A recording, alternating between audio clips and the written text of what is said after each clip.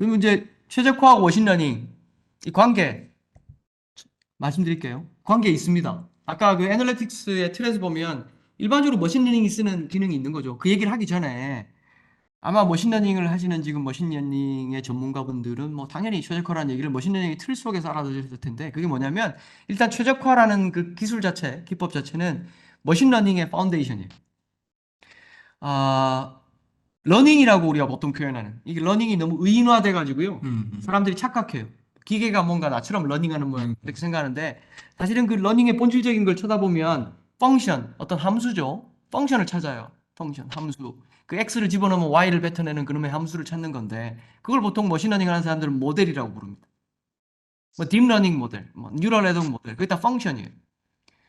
펑션. 그리고 그 펑션은 잘 아시다시피 그쵸? AX는 B 이게 1차 함수잖아요. 이거는 사실은 그게 A하고 B가 정해져야 함수가 되는 거잖아요. 구체적으로. 그쵸? 그 러닝한다는 건 뭐냐면 그 함수에 A하고 B를 정한다는 거예요. 그래서 뉴럴 네트워크가 왼쪽 그림에서 보시는 것처럼 막 네트워크를 그려놓고 우리 네트워크는 이렇게 생겼어요라고 그렇게 엄청 얘기를 하고 그게 뭔가 미스테리어스한 그런 그 구조인 것처럼 얘기하지만 그거 그냥 함수예요, 함수. 함수의 개수를 정하는 그걸 이런 최적화 모형을 열심히 풀어가지고 저 빨갛게 된 W, 저 웨이트를 정합니다. 웨이트. 저 웨이트. 이게 구체적으로 머신러닝 모델에 따라 좀 다르지만 뭐 이 중에서 많은 걸 설명할 수 있는 게 지금 제가 보여드리는 오른쪽에 있는 이런 최적화 모형입니다. 어쨌든 F를 누군가 결정하는 거 보고 정해야 되는 거죠. 내가 이건 뉴럴 네트워크로 하겠다. F. 그러면 이 저놈의 W를 어떻게 결정해야 되는가? 저게 열심히 데이터를 피딩해가지고 피딩해서 저 W를 정하는 거예요. 그래서 저 과정에서 최적화라는 게 러닝 시키는 그러니까 펑션을 찾는 그 하나의 엔진으로서의 역할을 하는 거죠. 근데 제가 오늘 말씀드리는 맥락에서는 이게 머신러닝하고 최적화가 의사결정 문제를 해결한다는 그런 관점에서 이게 원래 듀오예요, 듀오. 짝이라는 거죠. 그러니까 네가 프리딕트하면 나는 옵티마이즈 한다. 그죠? 그래서 머신러닝은 일반적으로 프리딕트, 아까 말씀드린 외부 환경적인 변수들, 수요, 그다음에 야 내가 이렇게 만들면 비용이 얼마나 발생할까? 이런 비용 함수. 야 우리 기계가 언제쯤 고장 날까? 고장 날 확률이 얼마일까? 이런 걸 프레딕트 하는 거죠. 기본적으로 얘는 하려고 하는 게 데이터를 가지고 모델, 즉 펑션을 바인드 하는 겁니다. 그리고 이 모델은 불가피하게 데이터로부터 만들어지는 데이터 드리븐 모델이에요. 예를 들면 맨 왼쪽에 보시는 그림이 예를 들면 수요 분포라고 하죠. 예를 들면 확률을 추정해, 확률. 네. 예를 들면 그 왼쪽 두 번째 있는 게 막 수요가 이렇게 변하는데 저걸 쳐다보고 수요 예측을 합니다. 그렇죠? 그다음에 세 번째 있는 게 뭐냐면 내가 얼마나 만들면 공장이 너무 붐벼가지고 이게 점점 생산하면 많이 나오다가 나중엔 이렇게 헐팅이 있을 수 있어요. 어쨌든 저게 뭐냐면 일종의 제약 같은 걸 데이터로부터 추정하는 거예요. 제약. 우리 공장의 생산 용량이 어떻게 될까? 많은 사람들이 공장 생산 용량이 주어지는 숫자라고 생각하는데 그걸 공장 만든 사람한테 물어봐도 모릅니다. 그다음 맨 오른쪽에 있는 게 뭐냐면 일종의 비용 함수 같은 거예요. 우리가 어떤 액티비티를 얼마나 하면 비용이 얼마나 증가하는. 그래서 사실은 이런 것들에 지금까지 사실은 뭐 머신러닝, 딥러닝이 나오기 전부터 많은 사람들이 고민을 많이 해요. 그러니까 그게 뭐 하려고 한 거냐면 지금 내가 제어하지 못하는 것들을 예측하고 에스티메이트, 추정하고 이러려고 하는 거죠. 그걸로부터 옵티미제이션은 뭘 뽑아내는 거냐면 저놈의 세타, 그죠? 파라미터. 그다음에 내가 목적 함수 F, 그다음에 제약 G 이런 걸 저런 과정을 통해서 뽑아내게 되는 거고요. 그 과정을 거쳐서 최적화 모형이라는 게 만들어지게 됩니다. 그러면 저게 만들어지면 최적화가 이제 드디어 디시전 옵티마이즈 하는 거죠. 생산 계획, 구매 계획, 배송 계획, 보전 계획 뭐 이런 거 하는 거죠. 이 특징은 뭐냐면 데이터를 여기 세타 같은 데이터를 집어넣으면 얘는 디시전을 뱉어낸다는 거예요. 그래서 처방이라고 하는 거고 그다음에 이 모형은 데클러레이티브하다. 이게 설명적인 선언적인 모형이라는 뜻인데요. 저기 그 모형을 가만히 보시면 내가 X를 어떻게 하면 비용이 어떻게 될지 그다음에 X를 어떻게 하면 제약이 어떻게 만족되는지 이런 것들 즉 내가 지금 고민하고 있는 의사결정 문제 그것이 반영하고 있는 프로세스나 시스템 이것들의 세부적인 구성 요소들이 추상화돼서 표현돼 있어요. 아까 말씀드린 것처럼 이게 하나의 디지털 트윈이라는 거죠. 그런 점이 뭐랄까요 조금 차이점이라고 볼 수 있습니다. 그렇지만 어쨌든 이 둘이 굉장히 환상의 짝꿍이다. 물론 1절, 2절을 나눠 부르는 뭐 그런 듀오라고겠죠. 예를 들면 제가 최근에 인천공항에 관련해서 뭔가 아직 뭐 연구 관점에서 하고 있는 건데 저기 왼쪽 위에 보시는 여기가 어디냐면 지금 인천공항의 제2터미널입니다. 근데 이게 비행기들이 오면은 이 게이트에 들어가거든요. 게이트에 가서 이 접현을 해야 사람들이 내리고 그러잖아요. 근데 이제 이 게이트별로 하루 전에 뭘 하냐면 어떤 비행편이 오면 몇 번 게이트에 몇 시쯤 갈 건지 이 계획을 세워요. 그걸 게이트 어사인먼트 플랜이라고 합니다. 근데 문제는 비행기는 늦게 오기도 하고 그러잖아요. 그렇죠? 늦게 오기도 하고. 근데 원래 계획대로 이렇게 게이트에 오면 얘네들이 서로 그냥 별 일 없이 그냥 쭉 가면 되는데 문제는 어떤 놈이 늦게 오는데 어떤 놈이 좀 늦게 도착했는데 다른 놈은 일찍 도착하고 아니면 다른 놈이 제때 도착하면 겹칠 거 아니에요? 그럼 지연이 발생하고 그런 상황일 때 내가 원래 게이트에 내려야 되는데 저 멀리 보통 리모트 게이트라 그러는데 거기 내려서 버스 타고 오시고 네. 그러시잖아요. 그래서 어쨌든 그런 불확실성이 있다는 거예요. 근데 그 불확실성 때문에 소위 게이트의 유틸리제이션 혹은 전체 고객 만족도는 떨어질 수 있는 거고. 그럼 결국은 그런 플라이트들의 딜레이라는 걸 생각해서 어떻게 할 거냐. 여기서 한 가지 방법은 뭐였냐면 어, 머신러닝으로 뭐 넓게 봐서 머신러닝으로 이 비행편별로 출도착이 얼마나 발생할 까 지연이 얼마나 발생할 건지 확률을 예측하려고 기존 데이터로부터 하고요. 그 다음에 그 확률을 가지고 최적화 모형을 만드는데 게이트에 우리 플랜을 만들었을 때 실제 이 플라이트들이 서로 겹칠 확률이 얼마 이하로 되도록 예를 들면 그런 걸 대약으로 해서 그렇게 하면 어떻게 되는 거냐라는 걸 물론 쉬운 문제는 아니지만 연구하게 됐고 해보면 게이트 가동률이 동일한 걸 기준으로 그런 걸 생각 안 했을 때보다 생각했을 때 총 지연 시간이 한 50% 정도 감소된다. 뭐 어쨌든 제가 말씀드리는 건 이거 우와 잘했다 이런 말씀을 드리려고 하는 게 아니고 이게 원래 이런 식으로 서로 사실은 뭐 이렇게 뭐랄까요 둘이서 네, 듀오. 그쵸 한 듀오로 주고받고 한다는 거죠. 그 이외에 최근에 보면 굉장히 재밌는 사례들이 많습니다. 조금 더 어드밴스해서 이 둘이 콜라보레이션을 더 재미있게 하는 거죠. 이게 2021년도에 아마존이 라스트 마일 챌린지라고 해서 10만 불 상금을 걸고 대학 사회 혹은 연구자들한테 컴피티션을 하게 돼요. 그래서 이게 배송 기사들이 돌아다니는 길 이게 있는데 요거하고 비슷하게 길을 만들 수 있는 그런 AI 인공지능을 만들어 오면 10만 불 줄게. 제일 잘하는 사람한테. 그런데 그거 이긴 사람이 여기 보시는 세 사람인데요. 일단 딱 보시기에 좀 굉장히 나이가 좀 있어 보이죠. 이 분야의 옵티미제 최적화 분야의 고인물들이거든요. 이분들이. 예, 그냥 고인물들인데 이분들이 한 게 뭐냐면 놀랍게도 많은 사람들이 사실은 뭐 그 데이터를 보고 열심히 러닝해가지고 딥 러닝 이런 거를 하고 했는데 이 사람들은 단순하게 이 드라이버들이 돌아다니는 길을 쳐다보고 얘네들이 도대체 어떤 걸 생각하면서 돌아다니는지 열심히 그 난리지를 추출하고요. 그다음에 그거를 옵티마이즈 하는데 적용하는 그런 걸 썼는데 드라이버들이 다니는 걸 가만히 보니까 얘네들이 그냥 짧은 길로만 다니는 게 아니라 어느 동네에 가면 그 동네를 뺑글 돌더라는 거예요. 그리고 이 동네 가고 나면 저 동네 가고. 그래서 그 패턴을 쳐다보니까 얘네들이 뭔진 모르겠지만 실제로 가다 보면 길이 끊겨서 그럴 수도 있고 실제로 우리가 데이터로 가지고 있는 게 모두 다 정확하지 않을 수 있잖아요. 그래서 그 솔루션 옛날에 했던 걸로부터 그런 컨스트레인트를 뽑아내고 그 컨스트레인트를 반영해서 풀었더니 실제로 처음에 거리만 짧게 했을 때보다 원래 그 드라이버들의 그 라우트와 굉장히 유사도는 높고 실제로 그러면서 거리도 크게 손해보지 않더라. 그래서 이 사람들이 10만 불 먹었습니다. 그 다음은 오히려 이걸 굉장히 적극적으로 해가지고요. ML 모델 자체를 옵티미제이션 모델에 인베딩하는 그런 어프로치들도 하고 있는데 예를 들면 퀄리티, 품질이죠. 이 품질을 측정하기가 쉽지 않거든요. 그렇죠? 플랫빌리티, 입맛 측정하기 쉽지 않습니다. 세이프티, 안전 측정하기 쉽지 않아요.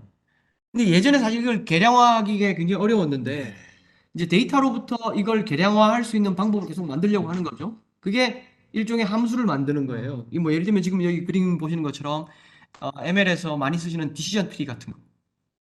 디시전 트리. 내가 예를 들면 뭐 밥이랑 국이랑 반찬이랑 이렇게 하면은 애들이 먹더라. 뭐 이렇게 하면 안 먹더라. 뭐 이런 거죠. 이게 입맛인데 그걸 정의하기는 어려운데 데이터로부터 학습하기는 가능하다는 거죠, 지금. 그래서 그런 함수를 만들면 그다음 질문이 뭐냐면 그럼 그 인풋 X를 어떻게 집어넣으면 애들이 먹을까? 그럼 애들이 먹는 거 중에서 예를 들면 그 영양소는 충분한데 싸게 어떻게 만들까? 이런 거 고민할 거 아니에요, 그렇죠? 그러면 저걸 constraint로 목적 함수 저기 뭐 최적화 모형에 집어넣는 거예요. 이 수식 모르셔도 됩니다. 예, 모르셔도 되고요. 저런 펑션들을 최적화 모형에 집어넣어서 사실 하나의 최적화 모형 속에 머신러닝이 러닝한 함수가 제약으로 추가돼서 실제로 모형이 만들어지는. 그러니까 이게 1절, 2절 나눠 부르는 게 아니고 이제 둘이 같이 부르는 거죠. 그런 어프로치들이 최근에 시도되고 있고 실제로 아까 말씀드린 그런 솔루션 프로바이더들이나 소프트웨어를 제공하는 그 기술 기업들도 이걸 굉장히 이음새 없이 할 수 있도록 제공을 하려고 하고 있어요. 예를 들면 머신러닝 하시는 분들이 그 파이썬 플랫폼을 많이 쓰시잖아요. 근데 거기에서 여러 가지를 많이 쓰는데 데이터를 다루려고 판다스 같은 거 쓰시죠. 그래서 판다스 데이터 프레임 같은 데 곳에서 바로 옵티미제이션 모델로 데이터를 전이시킨다든가 또 그다음에 내가 러닝한 그런 그 머신러닝 모델을 바로 옵티미제이션 모델에 집어넣게 한다든가 하는 걸 일일이 내가 X 그놈의 X를 정의하고 쓰지 않아도 할 수 있도록 그런 그 도구들이 만들어지고 있습니다. 자, 사례 말씀드릴게요. 정말 빨리 하겠습니다. 사실 사례 굉장히 많아요. 굉장히 많습니다. 특히 이제 이런 기술 기업들 있지 않습니까? 뭐 솔버를 만든다든가 솔루션을 만들어서 파는 사람들은 내가 이거 했더니 막 우리 고객이 떼돈을 벌었다 뭐 이런 얘기 굉장히 많이 하잖아요. 근데 사실은 그렇죠. 그렇게 번 돈을 다 더해보면 굉장히 많을 겁니다. 근데 그게 이제 사실은 진위를 파악할 수는 없고, 그런데 그 사례들이 그렇죠.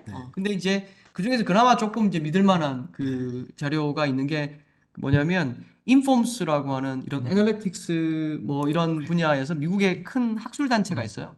거기에서 현실에 적용한 걸 대상으로 상을 주는 그런 상이 있습니다. 프란츠 에델만이라고. 여기 왼쪽에 보시는 저 이상하게 생긴 저 아저씨가 프란츠 에델만입니다. 독일 분이고요. 근데 저분이 굉장히 오래전에 RCA라는 그런 회사에 그 소위 지금 LG CNS A&O 센터 같은 그런 조직을 80년대에 만들었어요. 그리고 30년 동안 그 조직을 이끌게 됩니다. 그분이 실제 프랙티스한 그런 공로를 기려서 사실 이 상을 만들어냈고요. 여기 참여하는 사람들 기업도 있고 정부 단체도 있고 민간 기관 굉장히 다양합니다. 그래서 여기 오퍼레이션 리서치 혹은 애널리틱스 이런 기법들을 활용해서 실제 현장의 문제를 해결하고 어떤 성과를 냈는지 이런 사례를 리포트하고 그것들을 안어하는 그런 상이고요. 지금까지 인폼스 이것도 사실은 사기성이 있을 수 있습니다. 왜냐하면 그냥 더했을 테니까요. 보면 지금까지 이 상에 지난 한 72년부터 했는데 누적된 추정 효과가 뭐 292억 달러다. 뭐 이거 믿지 마시고요. 어쨌든 잘했다 이런 얘기겠죠. 근데 최근 한 20년간 보면 본선 진출팀, 파이널리스트라 그러는데 본선 진출팀 중에서 한 50% 정도가 자기네들이 그 여러 가지 중요한 일을 하는데 여러 도구도 쓰지만 최적화라는 도구를 50% 이상이 쓰고 실제 우승팀 중에 최근 20년 동안 우승팀 중에는 제가 세보니까 한 두 팀에서 세 팀 정도를 빼놓고는 정확하진 않습니다, 숫자가. 최적화라는 걸 다 써요. 그러니까 사실은 이게 어떤 기업들이 있냐면 뭐 인텔, IBM, DHL, GM, 월마트 이외에 사실은 FedEx, 그다음에 과거에 아메리칸 에어라인 등등 굉장히 다양한 기업들이 있거든요. 글로벌한 기업들이죠. 그런 기업들이 자기네들의 의사결정 문제 그걸 해결하고 그다음 잘 해결해서 그 좋은 성과를 얻고 하는데 이런 도구를 굉장히 활용해 왔고요. 그게 조금 믿을 만한 사례인 게 물론 최근에는 알리바바, JD.com 이런 그 소위 중국 선수들이 이제 뭐 하고 있습니다. 근데 하여튼 이런 결과들이 Informs Journal on Applied Analytics라는 저널에 실려요. 그래서 그나마 모든 디테일한 걸 다 까놓지는 않지만 도대체 어떤 일을 했는지 볼 수는 있습니다. 혹시 애널리틱스가 세상에 어떻게 쓰이는지 관심이 있으시면 이 저널에 나온 논문을 보시면 도움이 될 것 같습니다. 그 중에서 2020년도에 인텔이 위너인데요. 인텔이 위너입니다. 자세한 내용을 얘네들이 안 썼어요. 그래서 여기 제목이 뭐냐면 인텔이 $25억 리얼라이즈 했다. 리얼라이즈 했다는 겁니다. 근데 이게 2009년부터고요. 그 얘네들이 어디에다 뭘 썼냐라는 거를 보면 이렇게 썼어요. Advanced Analytics, 그러니까 그냥 Analytics가 아니라 이건 그냥 하는 말입니다. 계량적이고 이런 의사결정 그 기법들을 Product Architect Design, 이게 제품 개발이죠. 제품 개발에서부터 Supply Chain Planning, Operation이죠. 오퍼레이션까지 쓴다. 물론 목적은 레브뉴를 높이고 코스트를 줄이기 위해서. 하여튼 이게 이런 도구를 쓰는 레인지가 굉장히 넓다는 거죠. 전 분야에. 사실 인텔의 이 역사는 굉장히 오래됐습니다. 뭐 얘기가 길어질 것 같아서 짧게만 하고요. 근데 여기 보면 프로덕트 디자인 얼터너티브는 예를 들면 지네틱 알고리즘, 이건 알고리즘 중에서요. 사실은 이게 최적화의 원리주의자들은 이게 최적화가 아니라고 얘기하는데 제 생각에는 이게 최적화가 맞습니다. 알고리즘 관점에서 뭐 지네틱 알고리즘 이런 게 있는데 그런 걸 쓰고, 그다음에 서플라이 체인 플래닝에는 복잡하니까 문제를 쪼갠다, 디컴포즈 한다, 그리고 믹스드 인티저 프로그래밍, 이거 옵티미제이션 최적화한 방법이거든요. 이걸 썼다는 거예요. 어쨌든 그래서 2009년 이후에 25.4 빌리언 달러의 이익을 실현했다. 제 생각에는 완전 뻥은 아닌 것 같고요. 이게 이 아티클을 읽어보면 굉장히 다양한 분야에서 써서 구체적으로 우리가 그 디테일을 파악할 수 있는 정도의 그 얘기들은 상대적으로 없습니다만은 혹시 관심 있으시면 한번 보시기 바랍니다. 예. 그 다음은 이 그 프란츠 에델만 어워드 위너는 아니고요. 그 아마존의 풀필먼트 센터 예인데요. 그 이런 그 파드를 예를 들면 로봇이 움직여서 이제 주문이 들어오면 피킹하는 거죠. 이게 그 꽤 오래전에 그 S 그룹도 그렇고 L 그룹도 그렇고 많은 경영자들이 아마존 가가지고 AI의 실체를 보고 갔다 오면 아마존 가니까 AI로 이런 거 하더라 그러는데 뭐 그 AI가 뭔지는 잘 모르겠지만 어쨌든 실체는 이렇습니다. 어쨌든 이거 어떻게 하냐면 옵티마이즈 하는 겁니다. 그러니까 이게 맨 밑에 보면 그 소스가 있으니까 보시면 되고요. 이게 2015년부터 일어난 일이고 이 로봇들이 움직이는 게 뭔가 미스테리어스한 무슨 강화학습이니 뭐 이런 걸로 물론 중요한 그 쓰임새 관점에서 중요한 방법이지만 있지만 이런 방법 그 최적화라는 방법을 쓰고요. 여러 가지 성과를 얻었다는 겁니다. 그리고 구글에는 우리 A&O 센터처럼 그런 조직도 있어요. 구글이. 뭐 샌프란시스코에 있는 디지털 서포트 팀이나 그다음에 몇 군데 있는 오퍼레이션 리서치 팀. 그러니까 연구 조직하고 현업에 적용하는 조직이 있습니다. 그래서 여기 하는 일은 옵티미제이션과 관련된 다양한 토픽들을 하고요. 여기서 아까 말씀드린 OR Tools라는 옵티미제이션 소프트웨어를 만듭니다. 다 펼쳐놓고 드릴게요. 자, 옵티미제이션 아까 처음 말씀드린 것처럼 그 밸류를 언락킹하는 그런 키다. 근데 사실은 제대로 된 문제를 푸는 건 사실은 가치를 잉태하는 겁니다. 이상한 문제를 풀면 이상한 결과가 오니까요. 근데 그 가치를 여는 게 뭐냐면 right decision이에요. 그때 가치가 창출됩니다. 그리고 그 가치가 액션으로부터 right execution으로부터 가치가 실현됩니다. 그런 면에서 옵티미제이션이라는 게 만약 여러분들이 right problem을 제대로 된 문제를 define 했다면 그게 right decision을 산출하는 데 있어서 유용한 그런 도구이다라는 거고요. 이미 이건 사실은 굉장히 성숙되고 프루븐된 그런 테크놀로지이고 아까 말씀드린 것처럼 앞으로 보다 머신러닝과 옵티미제이션이 이음새 없이 연결되도록 하는 그런 그 소프트웨어 테크놀로지, 소프트웨어 툴들이 계속해서 나오게 될 거고 모르겠어요. 나중에는 가능할 것 같은데 라지 스케일 랭귀지 모델, 라지 랭귀지 모델처럼 내가 이렇게 열심히 내 문제는 뭐야 이렇게 얘기하면 아까 그놈의 X가 들어가 있는 그 복잡한 모델을 이렇게 쫙 만들어주는 그런 게 생길지 모르겠죠. 어쨌든 측정 가능하고 비교 가능하게 만들 수 있고 복잡하게 얽혀있는 결정, 대안은 엄청나게 많고 제약하고 목적이 상충하는 이런 의사결정을 누군가 고민하고 있다면 여러분들의 고객 혹은 여러분 고민하고 있다면 그때 이게 옵티미제이션이라는 게 하나의 쓸 수 있는 도구구나 이렇게 떠올려 주시면 좋을 것 같고요. 그래서 A&O 센터에 전화하시면 될 것 같습니다. 마지막으로 우리가 데이터 사이언스 많이 얘기하는데요. 저는 개인적으로 이 용어 별로 좋아하지 않습니다. 우리가 사실 데이터를 연구하는 게 아니잖아요. 이게 재료 관점의 얘기인데 사실 기술이나 기법, 재료 중심적인 시각에서 결국 이걸 쓰는 관점에서 가치, 목표 중심적이고 기술 관점에서는 좀 포괄적인 시각이 필요합니다. 그래서 저는 사실 최근에 보니까 가트너나 뭐 이런 등등에서 디시전 인텔리전스라는 표현을 써요. 디시전 인텔리전스. 의사결정을 하는 지능, 기술, 이게 집합체죠. 그 예를 들면 LG CNS 같은 경우에는 굉장히 포괄적인 시각을 갖고 계신 것 같아요. A&O 센터 같은 것도 만들고. 어쨌든 앞으로 제 보기에는 의사결정 문제가 여러 기업들을 만나보면 앞으로 도전이 이렇습니다. 불확실성. 이 불확실성이 어떻게 하면 직접적으로 대응할 수 있는가. 사실 수요 예측을 점추중으로 했을 때 생기는 문제가 많아요. 그 다음에 환경적인 문제. 지금 우리가 생산 계획, 생산 스케줄 하고 있지만 앞으로 이슈는 뭐냐면 에너지를 어떻게 하면 덜 쓰고 사실은 탄소 문제가 있지 않습니까? 사실은. 그래서 최근에 보면 항공사 같은 경우에는 벌써 탄소 배출량을 줄이면서 플라이트를 어떻게 운영할 건지 이런 것들 고민하고 있습니다. 그러니까 기존에 우리가 해오던 의사결정이 새로운 어떤 규제나 새로운 관점으로부터 바뀔 수 있다는 거죠. 그 다음에 전에 없는 디스럽션을 우리가 겪었습니다. 코로나, 코비드 19으로 해서. 그래서 디스럽션이 있을 때 어떻게 할 거냐. 그래서 사실 이런 게 뭔가 밸류를 프로페셔널 서비스를 하는 우리 LG CNS 같은 조직에는 새로운 기회가 될 수 있을 텐데 또한 의사결정의 복잡도를 굉장히 높이는 그런 도전이 될 거라는 거예요. 근데 여기에서 이전에 했던 걸 가지고 열심히 러닝 해가지고 데이터 드리븐 러닝 한다든가 혹은 내가 이미 했던 익스피리언스 이걸로는 소위 컨티뉴어스 인텔리전스를 제공하는 데 한계가 있다는 거예요.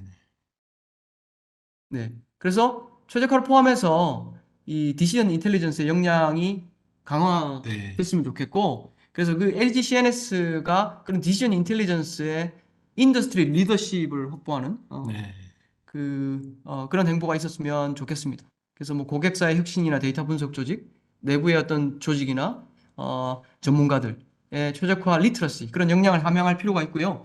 그리고 당연히 분석 역량이 강화될 테고, 그 다음에 최적화라는 그런 관점에서 쳐다보면 어떤 문제를 잘 정해야 되는가 그런 관점도 생기고 무엇을 잘 추정해야 될 건가 이런 관점도 생깁니다. 그리고 더불어서 그 기술적인 외부 파트너라든가 그 다음에 뭐 객원 보컬이나 이런 사람들처럼 전문가 네트워크를 통해서 역량을 강화하는 게 필요하다. 그렇게 생각됩니다. 예, 감사합니다. 네, 감사합니다. 다시 한번 교수님께 박수 부탁드리겠습니다. 감사합니다.